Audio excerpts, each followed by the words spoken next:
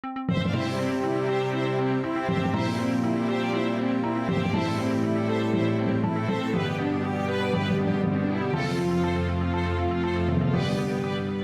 up, Taiwan? I'm Sandy Chi with 10 minutes of news from here in Taiwan and around the world. Taiwan has featured heavily in talks between U.S. President Joe Biden and Chinese leader Xi Jinping in Bali ahead of the G20 summit. It's the first time the two leaders have met in person since Biden took office. John Van Trieste reports. Two of the world's most powerful leaders face to face. U.S. President Joe Biden and Chinese leader Xi Jinping sat across from one another for 3 hours ahead of the G20 summit in Bali. Their goal? Boosting a relationship that's become fraught with tension. As the leaders of our two nations, we share responsibility, in my view, to show that China and the United States can manage our differences, prevent competition from becoming anything ever near conflict, and to find ways to work together on urgent global issues that require our mutual cooperation. On the agenda, North Korea, Ukraine, and a regular source of friction, Taiwan. Beijing claims Taiwan is part of its territory and has threatened to take the country by force if necessary. The U.S. doesn't officially recognize Taiwan, but it has the legal responsibility to help Taiwan defend itself. Biden has recently pledged to defend the island from any attack, a position that has rankled Beijing. This is the first face-to-face meeting between Biden and Xi as presidents, and their first talks since China launched military exercises around Taiwan in response to a high-level visit by the U.S. House Speaker in August. But despite relations between the two sides being at one of their lowest points, both sides were conciliatory.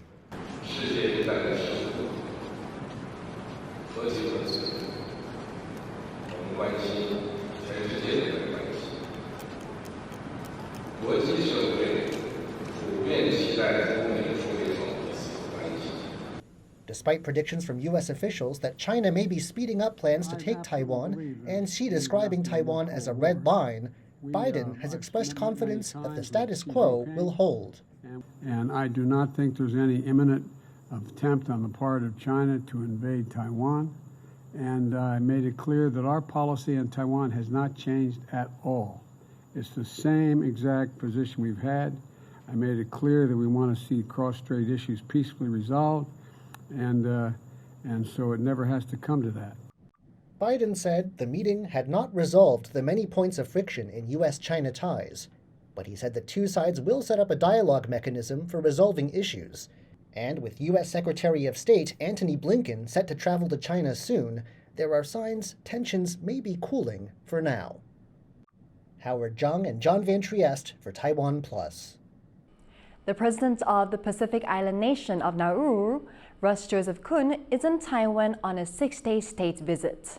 Nauru is one of 14 countries that recognize Taiwan. President Tsai Ing-wen welcomed Kun to Taiwan with a military salute. Kun was sworn in at the end of September. This is his first visit to Taiwan as president. The world's population has hit a new milestone. The United Nations estimates that the number of people living in the world passed the 8 billion mark on Tuesday. It's been only 11 years since the population reached 7 billion, but the growth rate is starting to slow down. Projections say the next billion won't happen for another 15 years. And while the number of people across the planet is growing, the population here in Taiwan has begun to shrink. To find out more on what's causing this, reporter Eric Gao spoke with Zheng Yanxing, a research fellow at Academia Sinica, Taiwan's top research body. So what are the factors behind the difference between the world continuing to grow in population while Taiwan is seeing a shrinking? So this is largely caused by the population that is still growing in the developing nations. And these nations actually have a larger share of the global population, and they still have quite high total fertility rate as opposed to the developed nations. So basically what I'm saying is that the reality, quote unquote, that we are experiencing around us is not the same thing as what people are going through in, let's say, in India or in many countries in Africa. Population there are still going faster than East Asia, the America, or Europe. For Taiwan's recent decline in population, some analysts have said it has to do with the COVID-19 pandemic. Can you explain how that contributed to Taiwan's shrinking population? Before the pandemic, the population and fertility rate in Taiwan has already been on the decline for a long time. The pandemic just sort of adds to the long-term decrease in total fertility rate. And why is that?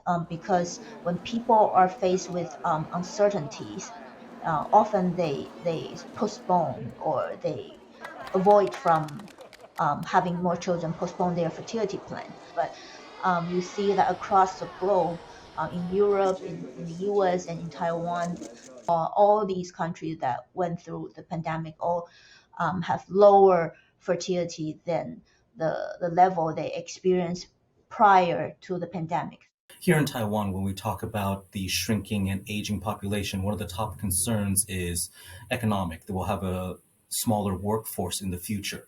But aside from that, is there anything else that policymakers should be more concerned about, in your opinion?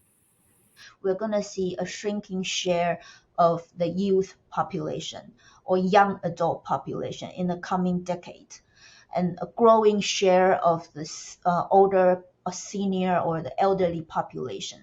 And this is going to translate into the population composition of the voting population. So it's going to shift the decision makers, quote unquote. So what policymakers and governments should pay attention to is how can we ensure the younger generation's voices and then their needs and their aspiration can be properly addressed. NBA star Dwight Howard arrived in Taiwan last Thursday to begin his stint with the Taiwan Leopards. The NBA star won't play his first official game until Saturday, but he's wasting no time in getting to see a bit of Taiwan, hitting the gym and the local night markets. Leslie Liao reports. At 208 centimeters tall, Dwight Howard is a difficult person to miss. And when he makes a public appearance in Taiwan, people flock to him, eagerly welcoming him to the country.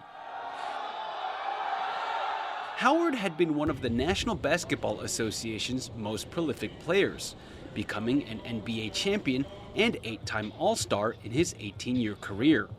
But last week, he unexpectedly announced that he was coming to play for the Taiwan Leopards in Taiwan's T1 Professional Basketball League. The U.S. basketball star has expressed nothing but excitement over his move to Taiwan. And now he's here, he's diving headfirst into the local way of life. Howard's new team recently released his training footage, which looks every bit as intense as you'd expect from a pro athlete. But what does a big guy like Howard do after a tough gym session? Hit the town for some food, of course. What is it? Chicken? Chicken ass. Chicken ass. Oh! Howard was spotted at a night market in Taoyuan on Monday evening. Hundreds of people gathered around as he devoured Taiwanese treats like candied fruit and oyster pancake. How'd he like them? Well, it looks like some things will take a bit of getting used to. After filling up on food, Howard tried his hand at night market games. Target practice and mini bowling were a breeze for him. But the claw machines presented more of a challenge. I'm gonna try this. Howard's arrival marks a huge step forward for Taiwan's professional basketball scene. He is, by far, the most decorated basketball player to ever compete in Taiwan. And if he continues to embrace life here, that just might be enough to entice more NBA players to come and play in Taiwan. Patrick Chen and Leslie Liao for TaiwanPlus. Thank you for watching What's Up Taiwan. Remember to download the TaiwanPlus app for more stories from Taiwan and around the world. Finally, today we leave you with images of luxurious accommodations aboard one of the largest cruise ships in the world. Some guests will be staying here during the World Cup in Qatar. I'm Sandy Chi. Take care and see you next time.